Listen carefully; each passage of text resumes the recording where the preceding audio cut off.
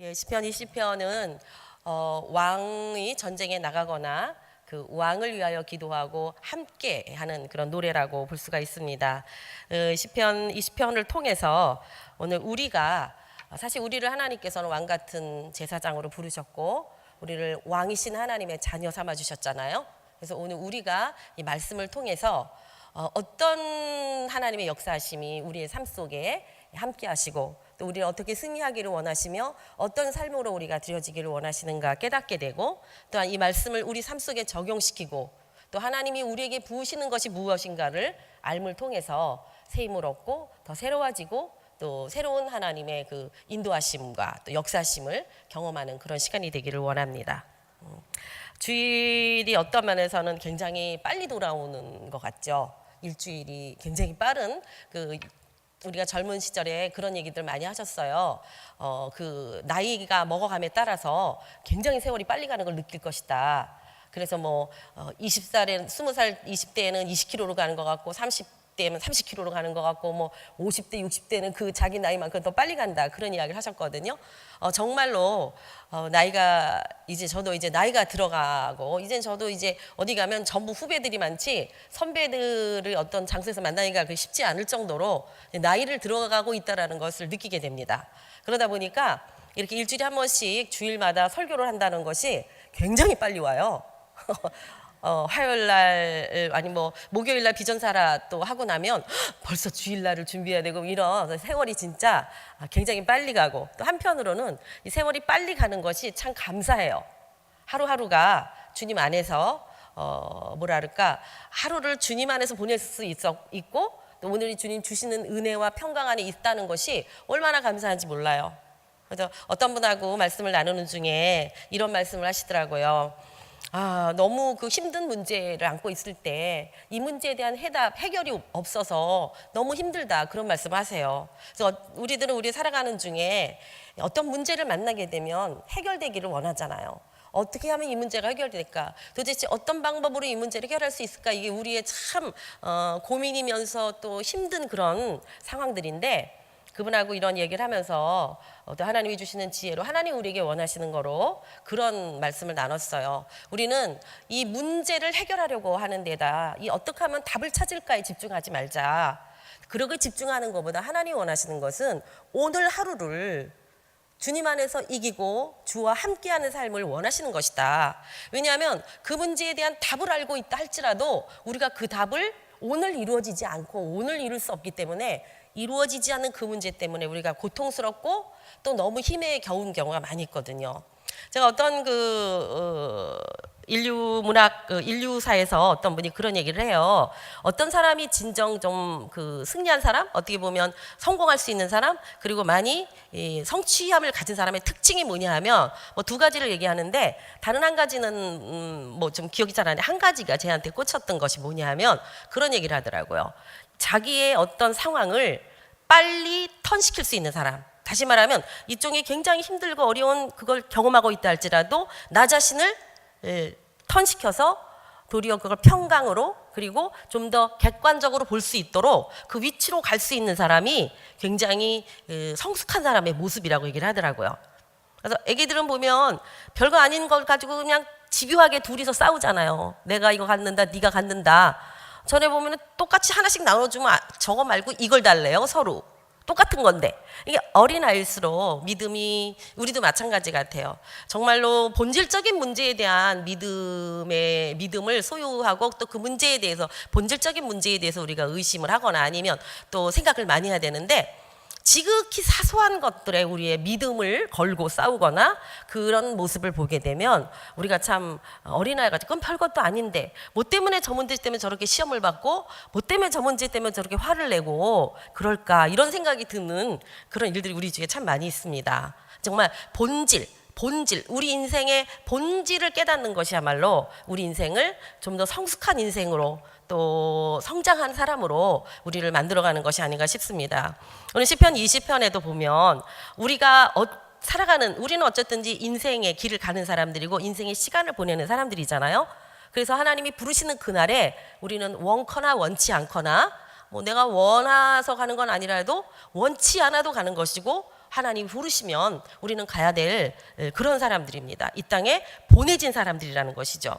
내가 오고 싶어서 온 것도 아니고 내가 가고 싶다고 가는 것이 아니라 하나님이 우리를 여기에 보내시고, 그리고 우리가 주님이 부르시는 그날에는 아무 말 하지 못하고 부르신 그분 앞으로 가야 되는 것이 우리 인생들입니다. 우리 인생들이 주어져 있는 이 시간 안에 과연 하나님은 우리에게 무엇을 하기를 원하실까? 하나님은 우리에게 무엇을 주기 원하실까? 오늘 오전의 말씀처럼 하나님 우리를 너무나 사랑하시기 때문에 우리가 주님 안에 하나 되고 주와 함께 있는 그 기쁨을 누리기 원하시고, 마치 부모가 자식에게는 나는 힘들어도 좋은 것을 주기 원하는 것처럼, 그러나 하나님은 모든 것이 있으신 분이시기 때문에 하나님의 사랑하는 자녀들에게 당신이 가지고 있는 좋은 것들을 주기 원하시는 분이 바로 우리의 아버지이십니다. 그래서 하나님을 아바, 이제 아바 그러면은 아바는 히브리로 아빠라는 뜻이잖아요. 그래서 여러분이 가끔은 하나님을 부를 때 아빠 그렇게 불러보세요. 우리가 한국말로 부를 수 있잖아요. 굳이 히브리어로 부르지 않아도 아빠, 그분이 나의 하나님이시고 그분이 나의 아버지세요. 그래서 아빠라고 하는 고백 속에는 나를 무한히 안아주시는, 아빠는 무조건 내 편이신 그 아버지, 그분을 경험할 수 있기를 바랍니다. 그래서 오늘 시편 20편에 보면 굉장히 왕이 나갈 때 이 전쟁에 승리하는 노래임과 동시에 하나님은 우리에게 무엇을 주기 원하시는가라는 것을 아주 집약적으로 써놓은 말씀이 시편 20편 같아요.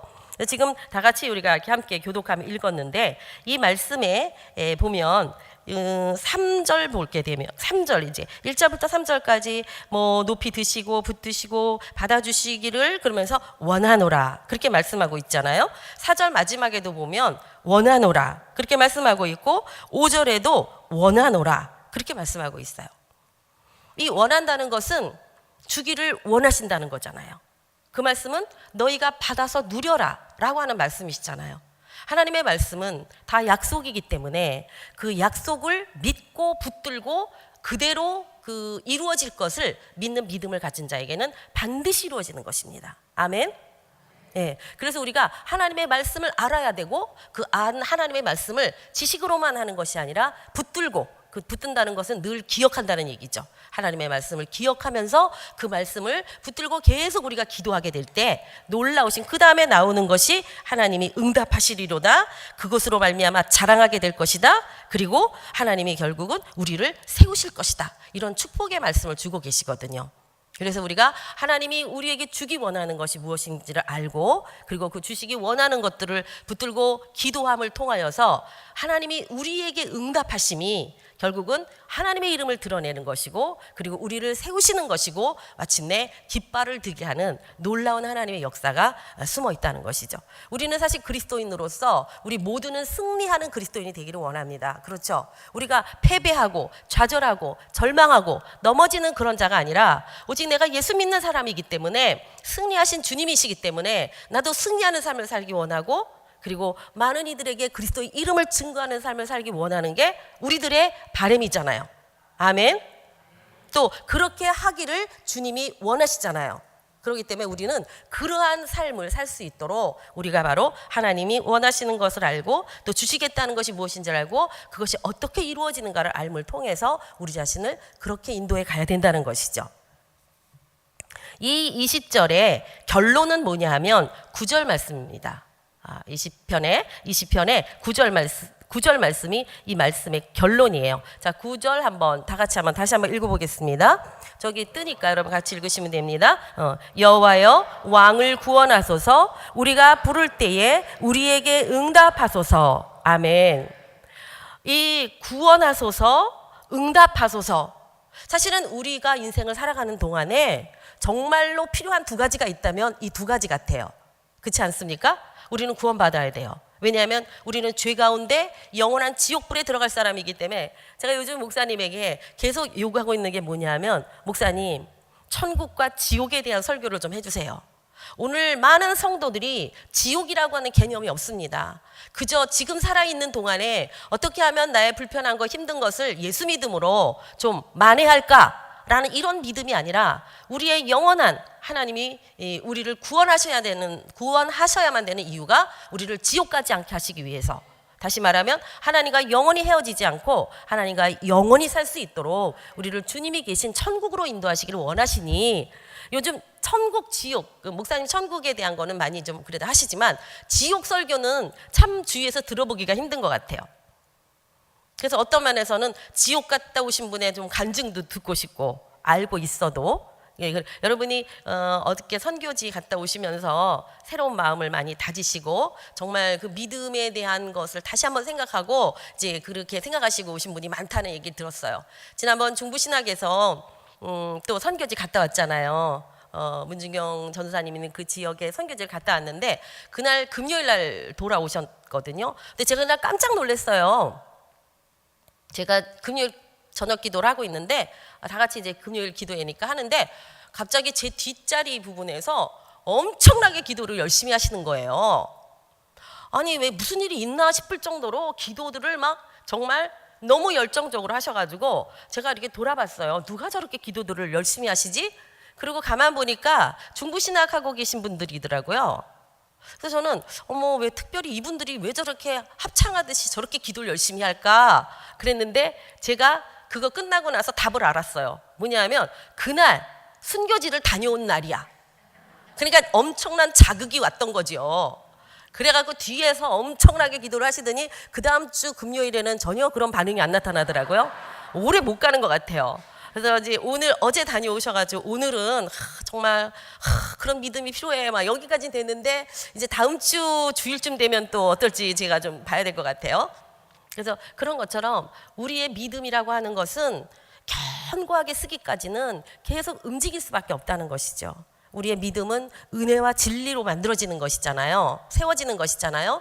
진리의 터 위에 견고히 서서 하나님의 주시는 은혜, 마치 이 진리의 씨를 심으면 물을 주면 그 물에서 그 싹이 물을 먹음으로 땅에서 싹이 나오는 것처럼 우리의 믿음은 견고한 진리의 터 위에 서서 하나님이 부으시는 그 은혜로 말미암아 싹을 틔우고 줄기가 나오고 나중에 열매를 맺고 또 그 열매로 다른 사람을 먹이고 또 그 열매가 또 땅에 심어질 때 그 씨가 또 번성해지는 것, 이게 하나님의 우리를 양육하시는 방법이잖아요. 그래서 우리의 진리의 말씀에 견고히 서야 되고, 그리고 성경만 봐서 되는 게 아니라 날마다 기도를 통하여서 하나님의 은혜가 부어지도록 해야 된다는 거죠. 그럴 때 우리의 믿음이 견고히 서서 무슨 자극이 올 때만 기도하는 것이 아니라 자극은 늘 하늘로부터 받고 늘 주님 앞에 내가 있어야 될 그 자리에서 하나님 앞에 기도하며 말씀 보며 저도 이런 말할 때 속으로 굉장히 찔립니다. 저 역시 우리 모두가 듣는 말씀이죠. 이건 제가 여러분에게만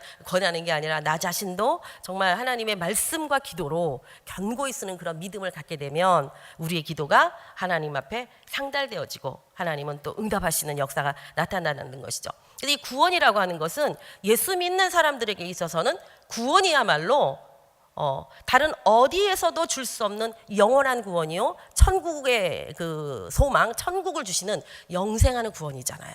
그래서 우리가 예수 믿는 우리들은 반드시 구원을 확보하는 믿음으로 시작해야 되죠. 구원이 없이 구원이 뭔지도 모르고 내가 구원받았는가라고 하는 것에 스스로 목사님 나는 구원 어떤 때 받은 것 같고 어떤 때는 안 받은 것 같고 이런 분들이 덜어 있어요. 그러다 보니까 자기의 구원이 흔들리는데 그 위에 응답을 구해도 그 응답이 오면 아유 어쩌다 그렇게 된 걸 거야, 아유 뭐 다른 사람도 그런 일이 이루어졌는데 이러면서 하나님이 응답하셨다라고 생각하는 게 아니라 그냥 어쩌다가 아니면 뭐 운이 좋아서 이런 식으로 하나님께 영광 돌리지 않고 그렇게 그 응답되어진 것을 또 희석시켜버리는 그런 경우를 우리가 볼 수가 있습니다. 근데 우리들은 반드시 하나님이 나를 구원하셨다, 나는 구원받은 자다 라고 하는 믿음의 확신을 가져야 된다는, 이거는요 믿음의 확신이에요. 나 구원받았다는 걸 보여주세요? 보여줄 수가 없어요. 제가 늘 얘기하지만 우리가 구원받은 것을 내가 우리 엄마가 나 난 거 확실해요? 누구한테 물어보세요. 내가 아무리 말해줘도 다른 사람의 이야기일 뿐이지 나 자신은 그거를 확인할 길이 없어요. 우리 엄마가 나를 낳는지 나는 그렇게 믿을 뿐이에요. 그죠? 그처럼 우리의 구원은 하나님이 나를 구원하셨다는 사실을 내가 믿음으로 고백하고 받아들이는 것입니다. 그러면 믿음 위에 서는 것이에요. 그 구원이 시작되는 것이에요. 이 구원을 아멘으로 응답하는 사람에게 성령님이 임하셔서 이제 우리를 은혜로 키워가기 시작하시는 거잖아요. 그래서 은혜 받은 자의 특징을 지금 뭐라고 말하냐 하면은 응답하시는 하나님. 근데 어떻게 응답하시는가가 바로 9절에 정확하게 기록하고 있습니다. 여호와여 왕을 구원하소서. 어떨 때에 응답하신다고요? 우리가 부를 때에. 이게 굉장히 중요한 것이에요. 하나님은 우리에게 응답하신 모든 능력과 모든 것을 주시고 계셔요. 갖추고 계시는 분이에요. 부족함이 없으신 분이에요. 근데 문제는 뭐냐 하면 어느 때에 응답하시겠다고 말씀하셨냐 하면 우리가 부를 때에, 우리가 하나님을 찾을 때에, 우리가 하나님께서 이루신다는 사실을 믿을 때에 하나님은 응답하시겠다는 거예요. 오늘 우리가 왜 응답받지 못하는 기도를, 왜 기도는 하는데, 뭐 사실은 많이 하지도 못하지만 기도는 하는데 왜 응답이 없을까요?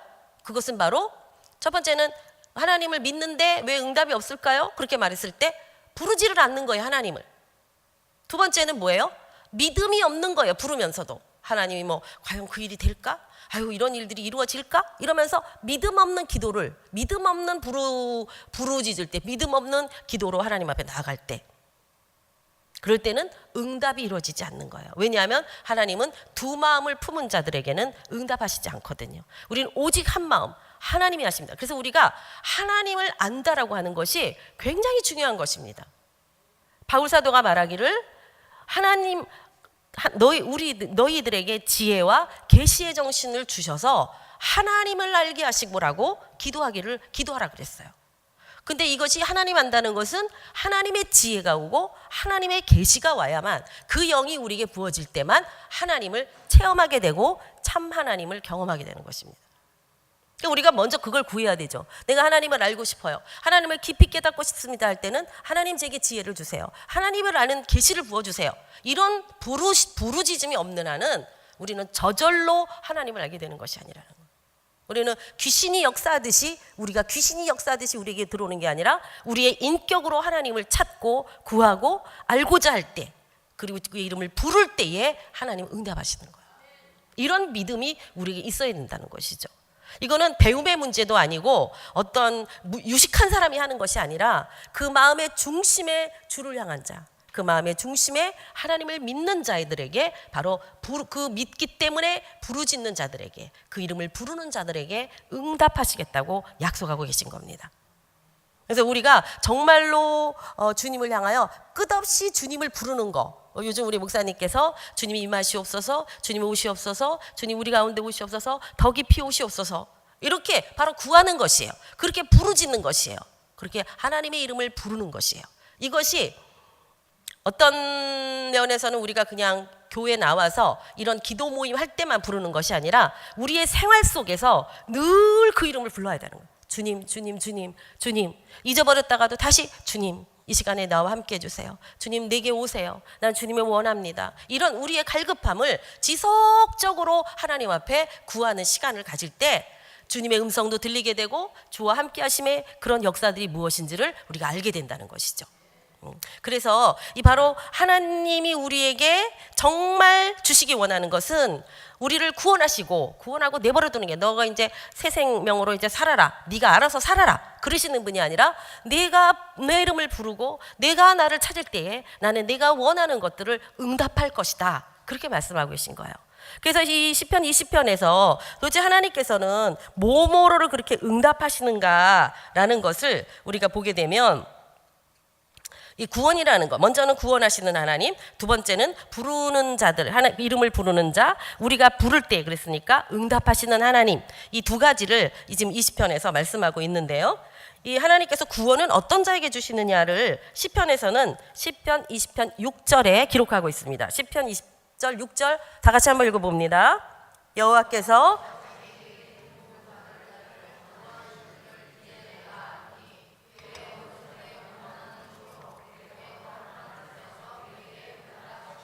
아멘.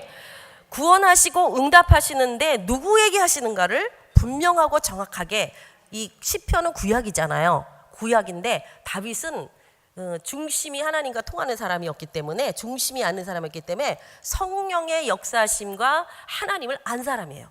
그래서 정확하게 어떻게 하는 것이라는 것을 이렇게 써놨는데, 여호와께서 자기에게 기름 부음을 받은 자, 누구예요? 그러니까 하나님이 기름을 부으시겠다는 것이죠. 이게 구약으로 본다면 왕이나 제사장이나 뭐 선지자들이 기름 부음을 받았잖아요. 이 말은 하나님의 직임이 위임된 자를 말한다고 그랬죠. 이 기름 부음이 왔다는 것은 아무에게나 그냥 믿는다고 보여주는 게 아니라, 기름 부음을 받는 동시에 너는 왕이야, 너는 제사장 직무를 해야 돼, 너는 선지자 직무를 해야 돼 라고 하는 직무가 주어지는 것이라는 걸 알아야 됩니다. 오늘 신약에 속한 우리들도 요한일서 2장 20절 같은 경우 보면, 너희는 거룩하신 자에게서 기름 부음을 받고 모든 것을 아느니라, 이렇게 말씀하고 있거든요. 오늘 우리들도 기름 부으심을 받아야 되는데, 거룩하신 자에게서, 누구예요? 예수님 말씀하는 거죠. 성령님을 말씀하는 것이에요. 성령님이 우리에게 기름을 부으실 때는 바로 너는 기름 부으심을 받아서 이런 일들을 응답되어지도록 행하라 라고 하는 하나님의 그 뜻이 있다는 것이에요. 그저 기름 부으심을 받았다고 다 되는 것이 아니라는 거예요. 기름 부으심을 주시는 하나님의 목적을 알아야 된다는 거예요. 우리에게 기름을 부으시고, 그러니까 우리 모든 사람은 기름 부으심을 받아요. 왜냐하면 우리는 왕같은 제사장으로 부르심을 받았죠. 거룩한 백성으로 부르심을 받았기 때문에 성령님이 우리 안에 오셔서 우리를 기름 부으시거든요. 이 기름 부으심을 받는 자는 반드시 나를 통하여 이 땅에 해야 될 직무, 미션, 주어진 사명이 있다라고 말씀하시는 거예요. 그래서 우리가 기름 부으심을 받아야 되는 이유는 바로 하나님의 뜻을 이 땅 가운데 이루어드리는 그 응답된 삶을 살아드리기 위해서 기름 부으심을 받아야 된다고 성경은 우리에게 분명히 말씀하고 있죠. 이제 내가 아노니 그의 오른손에 구원하는 힘으로, 성경에서 보면 오른손은 의로운 손, 거룩한 손의 의미고, 왼손은 이 왼쪽이라는 개념이 별로 안 좋은 쪽을 사용할 때 왼쪽을 사용하죠. 근데 하나님의 오른손으로 우리를 붙드신다, 뭐 이런 의미에서 오른손에 구원하는 힘, 그 말씀은 뭐예요? 이 구원은 전적으로 누구에게 속한 것이다? 우리의 노력으로 되는 게 아니라는 거예요. 전적으로 하나님이 우리에게 주시는 거예요. 하나님의 힘으로. 그래서 오늘 신약에 속한 우리들은 예수 그리스도의 십자가의 보혈로, 예수 그리스도의 십자가의 죽으심과 부활하심으로 말미암아, 또 부활하신 주님께서 40일 동안 이 땅에 계시다가 승천하시고 하나님의 우편에 계심으로 말미암아 이제 그 모든 이름, 이 땅의 모든 것이 그 이름 앞에 무릎 꿇게 되는 권세를 받으심으로 말미암아 그 거룩하신 이에게서 우리가 기름 부음을 받았다는 거예요. 그래서 이제 우리가 그 기름 부음을 받았으니 지금 하나님의 구원의 힘이 우리에게 왔다는 것이죠. 이제 그 구원의 힘으로 말미암아 하나님 뭐라냐면 거룩한 하늘에서 응답하신다는 거예요. 우리들의 삶이 세상적으로 뭔가 원하는 것들 응답받는 것도 우리에겐 참 축복이고 감사의 삶이지만, 때로는 우리 힘으로는 응답받을 수 없는 일들이 우리 삶 속에 얼마나 많은지 모릅니다. 그렇죠? 어떻게 보면 살면 살수록 느껴지는 것은 내 힘으로 되는 게 아무것도 없구나를 느끼게 돼요. 점점점. 그러니까 20대는요, 내가 열심히 하고 내가 잘나고 내가 하면 되는 줄 알았어요. 내가 하면 너보다 내가 더 열심히 했으니까 당연히 이렇게 되는 줄 알았어. 그런데 점점 시간이 지나면서 경험되어지는 것이 뭐냐 하면, 내 힘으로 되는 게 아닌 게 있구나. 정말로 바위에 계란을 던지는 것 같이 내 힘이라고 하는 것이 바위에 계란 던지는 정도의 힘, 아무런 그 파워가 없는 그런 세상이구나. 이걸 점점 느끼게 되고, 점점 더 나이가 들어갈수록 느끼는 것은 정말 하나도 내 뜻대로 되는 게 없군요. 옛날에는 다 내 뜻대로 되는 줄 알았어. 그런데 말이죠, 우리의 성숙함이 내 뜻대로 되는 게 없군요라는 걸 깨달을수록 우리는 누구를 구합니까? 하나님이 해주셔야만 됩니다 라는 것을 구하게 되는데, 이 덜 성숙한 그리스도인일수록 하나님이 하셔야만 됩니다가 아니라 내가 해볼 거야, 내가 한번 해보고 내가 했는데 내가 하면 될 거야, 이런 나라고 하는 내가 이것이 바로 하나님을 대적하는 삶을 살게 되는 요인입니다.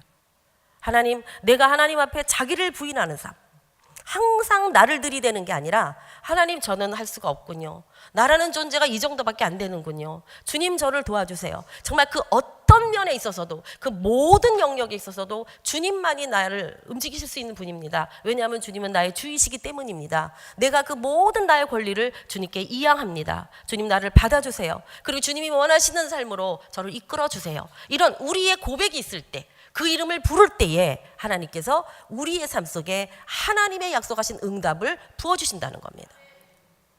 교회가 우리 교회는 정말 안 그런가 감사한데 교회가 막 이 편 저 편으로 나눠 싸우는 경우 너무 많아요.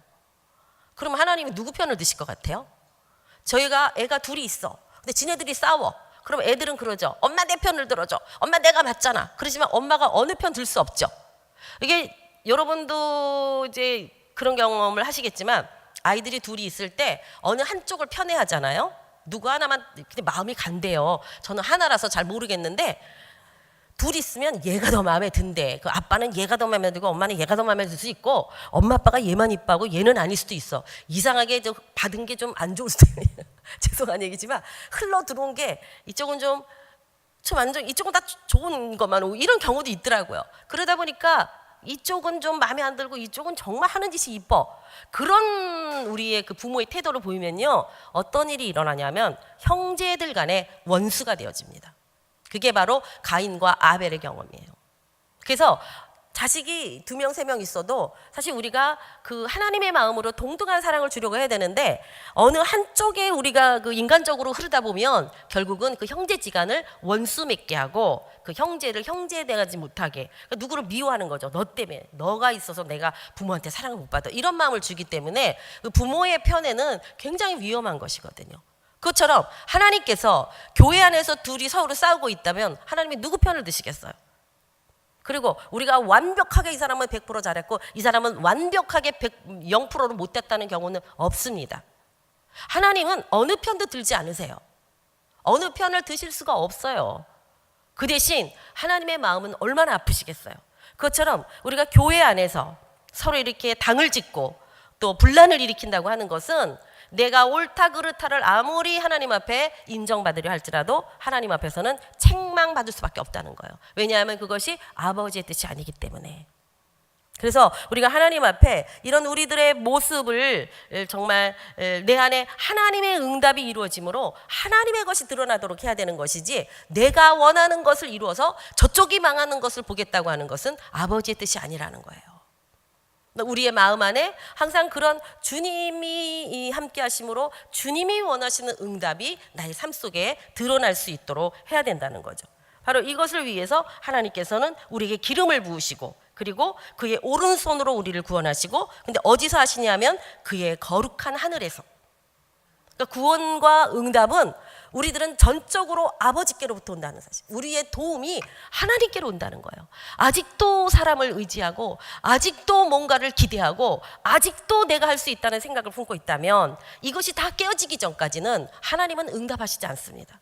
하나님의 표적과 이적과 기적들은 나타날 수가 없습니다. 왜냐하면 그런 것이 나타났다 할지라도 하나님께 영광을 돌리지 않고 뭔가 사람이 했다던가 뭔가 내가 했다던가 그건 그럴 수밖에 없었다던가 이런 식으로 우리가 표현한다 그럴까? 우리가 그렇게 믿음으로 반응하는 것이 아니기 때문에 하나님의 역사는 하나님의 기적, 표적, 이적은 나타날 수 없다는 거예요.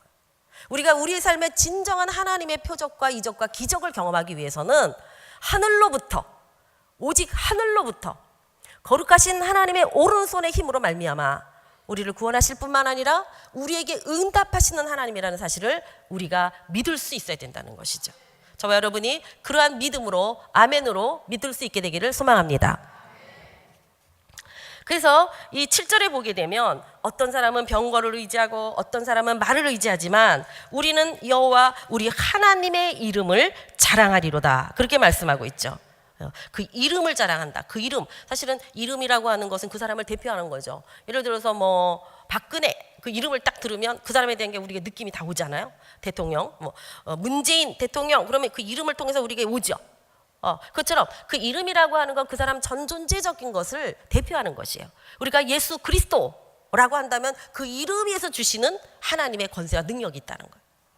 또 우리가 내가 누구랑 되게 그 유명한 사람인데 되게 친한 사람이에요. 그러면 그 이름의 덕을 보게 되잖아요.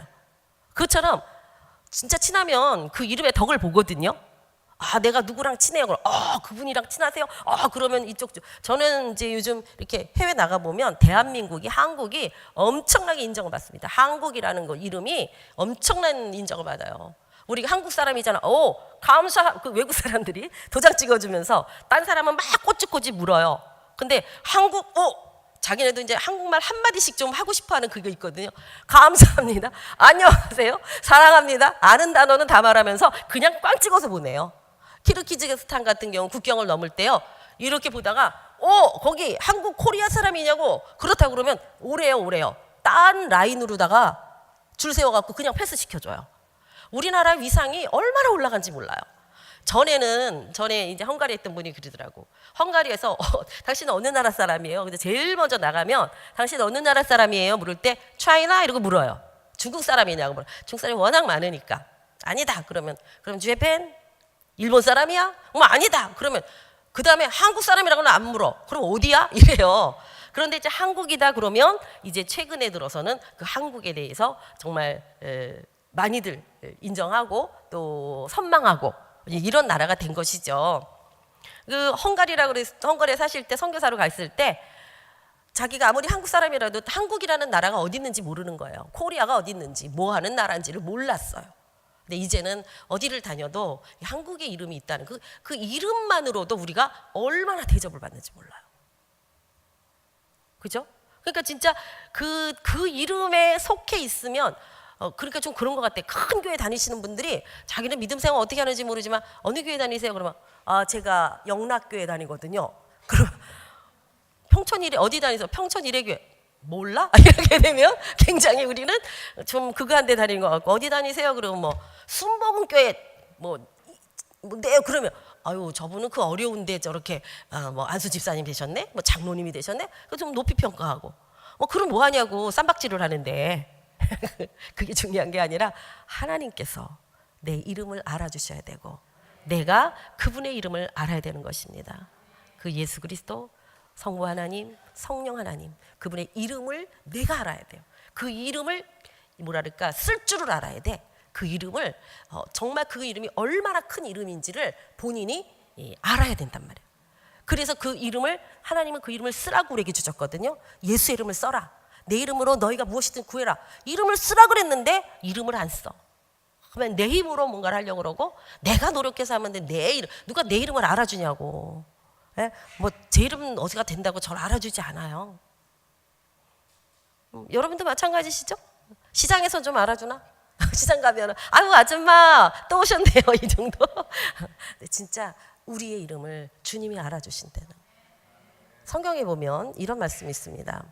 우리가 하나님을 아는 것과 하나님이 나를 알아주시는 것이 틀려요. 하나님이 그 이름을 아는 자가 있어요. 우리가 하나님 앞에 내 이름이 알려져야 돼. 네? 이 역사가 우리에게 있어야 돼요. 주님 저 모르세요? 나 모른다. 이러면 정말 큰일이고. 그래 너가 예수 믿는 거는 내가 알겠는데 네가 한 일이 없으니 구체적으로 기억할 건 별로 없네? 이래서도 안 되잖아요. 그래서 주님의 그 이름으로 말미암아 하나님의 하늘에 속한 모든 응답이 우리 삶 속에 이루어지게 되면 내 이름이 드러나는 것, 물론 내 이름도 드러나지만 우리의 궁극적 목표는 나로 말미암아 하나님의 이름을 드러내는 것이라는 거죠. 그래서 이렇게 할 때에 하나님께서 여기 보면은 구원을 말씀드린 거예요. 기름 부음 받은 자에게 구원이 이루어진다. 이 구원을 기름 부음을 계속 받음으로 이루어 갈 수 있는 거예요. 이 기름 부음이 끊어지면 구원이 스톱돼 버려요. 그러면 성경의 말씀처럼 큰 구원을 등한히 여김으로 말미암아 내가 그 구원을 잃어버릴 수 있다라고 성경 말씀하고 있어요. 그렇기 때문에 우리는 이 구원을 잃어버리는 자가 아니라 구원을 진행형이니까 구원의 완성을 향하여 지속적으로 더 성공하는 구원, 더 견고한 구원, 더 세워지는 구원을 가기 위해서는 계속적인 성령의 기름 부으심이 있어야 된다는 거예요. 이게 스톱되면 어느새 나도 모르게 기근과 기갈이 와서 내 안에 하나님이 안 계시고 불평, 불만, 짜증, 분노 이런 것만 올라와. 자기만 올라와요. 내 안에 그리스도 영, 하나님의 영, 그리스도의 영, 성령 충만히 채워질 때 내 안에서 주님이 올라오게 되는 거고 주님이 나타나게 되시는 거잖아요.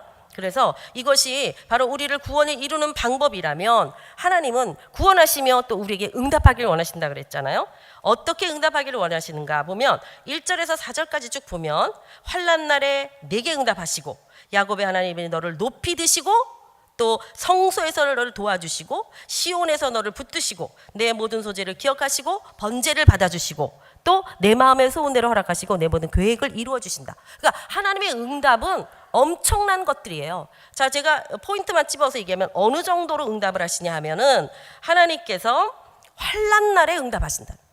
그러니까 좋은 때는 그냥 주님 감사해요 그러지만 환난 날이 다가오면 우리가 정말 주님 앞에 섭섭한 마음도 들고 때로는 간절한 마음도 들고 때로는 포기하고 싶은 마음, 별 마음이 다 듭니다. 그러나 환난의 날에 나의 힘들고 어려운 날에 주님을 붙들 때 하나님은 우리에게 응답하실 뿐만 아니라 야곱의 하나님의 이름이 야곱의 하나님은 쟁취하는 하나님이거든요.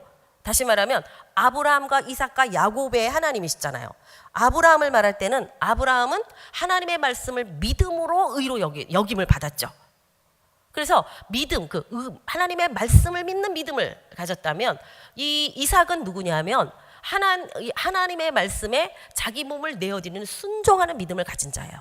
그런데 이 야곱은 어떤 믿음을 가졌냐면 정말 야복강에서 싸우면서 여기가 이 위골되는 그런 갈빗대가 아니라 그게 고관절이라고 우리가 보는데 그 영이 다 무너지면서까지도 주님의 약속을 붙들었던 쟁취하는 믿음을 가진 자가 야곱의 믿음이에요.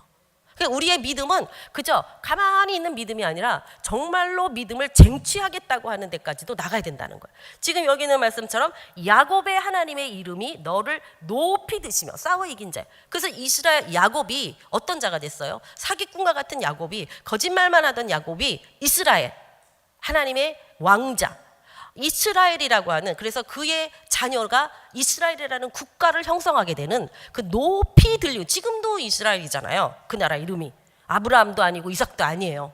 이스라엘이에요. 이와 같이 하나님께서 그를 높이 드시고 뿐만 아니라 뭐예요? 성소에서 도와주시고 붙드시고, 성소는 이제 거룩한 장소를 구별하는데 여기서 도와주다라는 뜻이 에제르라는 뜻이 이 단어를 히브리 썼는데, 에제르는 하나님께서 여자를 남자에게 이쉬를 이샤, 이게 히브리어 남자가 이쉬고 여자가 이샤거든요. 그거를 부시면서 돕는 배필로 할 때 이 돕다가 에제르예요. 그 뭐냐면 하나님께서 도와주신다는 의미예요. 사람의 손길이 아니라는 뜻이에요. 하나님이 에제르로, 하나님의 손길로 우리를 도우신다는 거예요. 그래서 우리가 여기 말씀에 에제르가 같은 뜻이기 때문에 여성들이 자신의 남편에게의 도움은 하나님이 공급하시는 힘으로 도와야 되는 것입니다. 그러니까 여자가 하와가 하나님이 주시는 힘으로 공급을 안 하고 누구 주는 힘으로 공급을 했어요? 뱀이 주는 힘으로 공급을 했잖아요. 남편에게 먹으라 그랬잖아요. 그래서 가문이 망했어. 오늘 우리까지 망한 거예요. 망했던 거예요. 우리가 예수 그리스도 때문에 정말 다시 살았지. 그것처럼 우리 여성들이 해야 될 중요한 것은 하나님이 세우신 남성들을 세워야 돼. 돕는 배필로, 에제르로. 근데 그 에제르는 자신의 노력, 내가 가서 돈 벌어다가 남편을 먹이는 것이 아니라, 그 해외에 나가보면 중국도 그렇고 이 중앙아시아 쪽도 그렇고 남자분들이요, 일도 제대로 안 하고 그냥 이 여자 저 여자하고 살아갖고 애들은 다 나고 모든 애들을 거의 이 모계 중심으로 키우고 있어요. 그래가지고 여자들이 막 16살, 15살 때부터 결혼해가지고 애가 몇 명 있는데 아버지가 다 틀려. 그런 나라가 막 너무 많은 거예요. 뭐 하는지 정말 여자 입장으로서는 참 심란하더라고. 그런 나라가 상당히 많습니다. 아프리카 쪽도 마찬가지죠. 여자들이 벌어먹이고 남자들은 그냥 집에서 노셔. 성경적이지 않아요. 성경은 어땠어요? 남성들이 일해서 엉겅퀴와 가시가 나지만 이마에 땀을 흘리면서 가족을 부양하는 것이 하나님의 뜻이에요. 그리고 성경에 더 무서운 말씀이 있어요. 가족을 돌보지 않는 것은 믿지 않는 죄보다 더 크다 그랬어요. 무슨 말입니까? 가족을 돌보지 못하고 자기만을 위해서 놀고 자신의 것을 하는 그 가장에 대해서 구원이 없다는 얘기는 믿지 않는 죄보다 더 크니까. 그래서 이 예수 믿음 안에서는 우리가 그게 회복돼야 돼요. 우리는 어떻게 살아도 우리의 가정에 있는 남성들, 여성들은 남성들, 교회 안에서도 마찬가지죠. 우리 기도를 통하여서 남전도회를 세우고 우리의 그 아이들을 위해서도 기도하지만 이렇게 하나님의 힘으로 하나님의 공급을 흘려보낼 수 있도록 하는 에제르의 도움이 우리에게 와야 되고 우리가 그 도움을 줄 수 있어야 된다는 거. 이것이 우리가 해야 될 일이에요. 근데 여기서도 하나님께서 그 성소에서 너를 도와주시고 할 때 하나님이 도와주신다는 거. 그리고 시온에서 너를 붙드신다는 걸 너를 강하게 세워주신다. 이런 하나님의 영역에서도 그렇고요. 내 모든 소재를 하나님께 소재는 피 없이 드리는 제물이고 번제는 태워서 드리는 것이거든요. 모든 제사를 드릴 때 먼저 번제로 태워서 죄사함이나 우리의 모든 잘못된 기초가 번제예요. 태워드리는 거예요. 소재는 화목제물이나 뭐 이런 기쁨이나 감사제물로 드릴 때는 태우지는 않고 흔들어서 드린 요제로 드리거나 아니면 곡물을 드려요. 곡물은 열매거든요. 그래서 하나님 근데 이것은 절대로 혼자는 못 드려. 다른 번제물과 같이 드리는 게 소제예요. 이 말씀 뭐냐면 지극히 별 볼 일 없는 하나님께 드려진 제사라 할지라도 이 번제와 같이 기본적이며 정말 본질적인 어떤 모든 문제에 하나님께서는 도와주시고 그리고 붙들어 주시고 그리고 모든 소재를 작은 거라 할지라도 기억하시고 받아주신다는 거예요. 우리의 작은 헌신, 우리의 작은 물질을 드리는 것도 하나님은 다 받아주신다는 거예요. 우리가 큰 것만 드리고 뭔가 대단한 것만 이루려고 하는 겁니다. 제가 이 교대 앞에 양지동 교대 앞에서 교회에 있다가 저희가 이쪽으로 왔잖아요. 그러니까 교대라고 하는 지역의 특성하고 이 평촌이라고 하는 특성이 사실 굉장히 틀리거든요.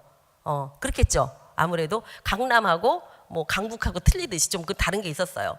근데 그 중에서 굉장히 다른 점이 하나 뭐였냐면 제가 그 교대 앞에 있을 때는 저한테 누가 뭐 우리 시골에서 마늘을 가져서 오이지를 드릴까요? 이런 얘기를 들어본 적이 없어요. 근데 이 평촌에 오니까 뭐 오이지 드릴까요? 뭐 양파 이렇게 한 거 드릴까요? 뭐 이런 어떤 말씀을 들으면서 제 마음에 굉장히 이쪽은 뭔가 큰 거나 이렇게 상품권 뭐 이런 거를 드려야만 된다. 자주 못 주지 절대로. 그런 개념이라면 이쪽은 작은 거 하나라도 뭐 나눠 먹고 같이 했으면 좋겠다 이런 마음을 갖고 계신 게 제 마음에 되게 따뜻하고 뿌듯하게 느껴지더라고요. 그것처럼 큰 거를 드려야 되겠다고 생각하는 사람들은 작은 걸 못 드려요. 또 작은 것만 드려도 된다고 하시면 안 되죠. 작은 것과 더불어 큰 것도 하나님께 드릴 수 있어야 되지만 하나님께서는 그 작은 하나님께 드려지는 정말 여러분 지나가다 교회에 휴지가 떨어져 있으면 내 집이라면 그거를 집을 거 아니에요. 그것처럼 이 교회를 아버지의 집이고 우리 지체들이 함께하는 집이라고 생각하면서 정말 구퉁이에 먼지 있는 거 한번 쓸고 정말 휴지로 한번 이렇게 닦고 떨어져 있는 휴지를 줍는 거 이게 바로 교회를 사랑하는 마음이에요. 그 마음이 있어야 되는 거예요. 마치 누구 집에 놀러 온 것처럼 오는 것이 아니라 그리고 왜 교회는 나한테 해주는 게 없어? 왜 교회에선 이런 게 없어? 이런 마음이 아니라 이 교회가 이 집이 하나님이 내게 허락하신 나에게 복을 주시는 이게 성수에서 축복하신다 그랬잖아요. 이 복을 주시는 집이라는 마음을 가지고 작은 것을 주께 올려드린 이걸 다 기억하고 하나님께서 받아주신다는 것이죠. 그래서 이제 이런 찬양을 하면서 마지막에 셸라라고 하는 2절에 보면 마음의 소원을 들어주시고 아니 이쪽에 셸라가 있는 게 어디죠? 네네네. 3절에 보면 셸라 그래서 소재를 기억하시고 번제를 셸라라고 하는 것은 뭐 정확하게 뜻을 몰라요. 왜냐하면 한 번쯤은 여러분에게 알려드려야 될 필요가 있어서 제가 알려드리는 건데 이 단어를 잠깐 멈춰 이런 그 해석도 있고요. 또 하나는 뭐냐면 영원히 이런 셸라 이게 영원히 이렇게 영원히이라는 개념도 있고 이것을 이게 음악 이게 곡조잖아요. 인도자를 따라 부르는 노래잖아요. 그래서 이 노래를 부를 때에 좀 더 곡조 끝을 올려라 강하게 뭐 이런 의미도 있어요. 또 쉬어라 이런 의미도 있고 또 어떤 의미에서는 예배 시에 이 노래가 불려질 때 회중들이 하나님께 쉘라 하는 동안에는 회중들이 전부 주님 앞에 이렇게 머리를 이렇게 숙이는 이 행동을 해라. 라는 게 쉘라라고 하는 의미예요. 제가 학교 다닐 때 배웠던 것도 쉘라 하면 성도들이 이제 이렇게 손을 들었다. 그러니까 말은 안 하니까 요때 쉘라가 있으면 다 같이 손을 든다던가 아니면 이렇게 하나님 앞에 경배를 한다던가 이런 것을 표시하기 위해서 쉘라를 썼는데 이 쉘라가 시편하고 하박국서에만 하박국에 3번 나오고 이 시편에 많이 나오거든요. 왜냐하면 이 시편의 모든 것은 노래로 바꿔 불렀던 것이기 때문에. 근데 지금도 그 유대인들이 이 시편을 곡조를 붙여서 많이 불러요. 근데 정말 신기한 거는 그들의 그 노래를 들으면 그 마음에 굉장히 깊은 울림이 있어요. 그 히브리어가 하나님의 말하고 가장 가깝게 지어진 거래요. 그래서 히브리어를 들으면 우리 마음에 하나님의 음성을 듣는 것과 같은 그런 이 공감이 이루어진다라고 하는 이야기가 있는데 그것처럼 이 쉘라라고 하는 것은 이제 그런 의미에서 쓰여진 것일 것이다. 오늘 그렇게 말하고 있습니다.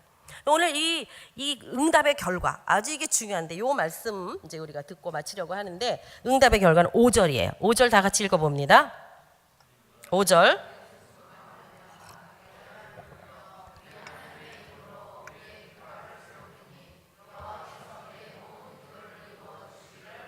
아멘.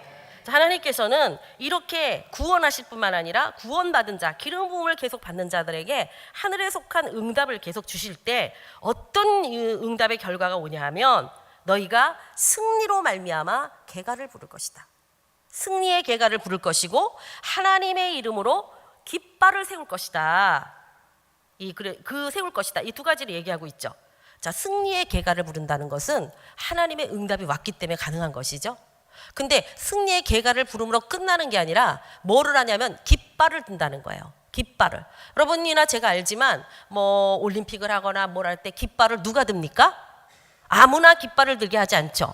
길을 들게 하는 것은 정말 이긴 자라던가 뭔가 길을 들 만한 그 승리한 사람이 길을 들게 돼 있어요. 오늘 주님은 우리에게 말씀하십니다. 내가 너에게 응답하여 내가 너를 깃발 드는 자 되기를 원한다. 너를 통하여 나의 길을 세우기 원한다. 그 길에는 뭐라고 써 있습니까? 예수 그리스도, 살아계신 하나님, 우리의 구원자, 응답하시는 하나님. 그것이 써 있을 거 아니에요.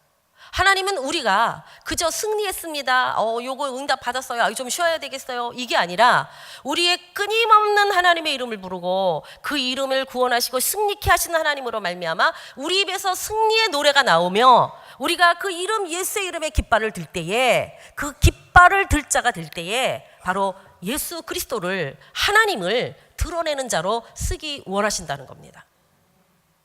이 말씀은 우리에게 얼마나 큰 그 소망을 주는지 몰라요. 깃발을 드는 자, 내가 바로 나의 깃발을 드는 자 되기를 원한다. 그저 지지부지 그저 예수 믿는데 아무런 나타나는 것도 없고 믿기는 믿는데 무엇을 믿는지 나의 삶 가운데 그런 것이 아니라 지속적인 승리로 말미암아 그 기도로 말미암아 하나님의 이름을 부름으로 말미암아 이제 너는 나의 깃발을 드는 자가 되고 너의 승리는 나의 승리며 나의 승리가 너의 깃발 들므로 말미암아 모든 자들이 보기를 원한다. 여러분 저희는 이제 그 깃발을 들어야 됩니다. 우리가 깃발을 들 때에 그 방향 길을 잃어 헤매는 자들이 어둠 가운데 빛을 보지 못하는 자들이 그 깃발을 보고 하나님을 알게 되고 깃발로 모여드는 것입니다. 그래서 하나님께서는 우리 모두가 깃발을 드는 자로 세우시기를 원하십니다. 이 승리의 깃발, 우리가 깃발이 두 종류가 있어요. 그죠? 항복의 깃발, 허연 거 이런 거를 들으라는 게 아니라 하나님의 승리의 깃발을 들므로 그 깃발을 드는 자가 되므로 어떻게 할 때 날마다 구원을 노래하며 그 날마다 부으시는 기름을 그 성령의 기름 부으심을 구하며 하나님 앞에 말씀과 기도로 서 있는 자 그리고 우리의 작은 것이라 할지라도 소재로 번제로 드려지고 헌신되어진 자를 통하여서 하나님은 나를 깃발을 드는 자가 되게 하실 뿐만 아니라 그 깃발 끝에 세워진 예수의 이름을 드러내게 하시고 마침내 그 어둠에 헤매는 자들 그게 우리의 미션이에요. 나 혼자 복 받는 게 아니라 나로 말미암아 어둠에 있는 자들 주님을 모르는 자들 세상을 방황하는 자들에게 바로 여기가 승리가 있다고 이게 진정한 승리라고 얘기해 줄 수 있는 그 깃발을 드는 자 되기를 주님이 그토록 원하신다는 겁니다. 그렇기 때문에 이제 우리가 이제는 하나님의 이 약속, 이미 우리를 구원하시고 우리를 응답하시겠다고 하나님의 약속을 믿음으로 말미암아 하나님 앞에 그 이름을 부르고 나갈 때, 그리고 그 부르고선 그냥 입만 부르는 게 아니잖아요. 우리의 삶으로 살아드릴 때에 하나님은 나를 통하여 주님의 깃발을 들어. 근데 깃발이, 큰 싸움에는 깃발이 많아요. 우리가 각 사람이 세워져서 깃발을 여러 명이 들게 되면 하나님께서 우리를 주목하시지 않을 수가 없죠. 우리에게 깃발을 주시고 그 많은 깃발을 들고 한 사람 한 사람이 주님의 깃발을 들고 주님 앞에 서 있는 군대처럼 주님이 맡겨주신 일을 감당하며 승리하는 저와 여러분 될 수 있기를 간절히 소망합니다. 기도합니다. 한 1분 정도 우리가 기도할 때 주님, 깃발을 드는 자 되기를 원합니다.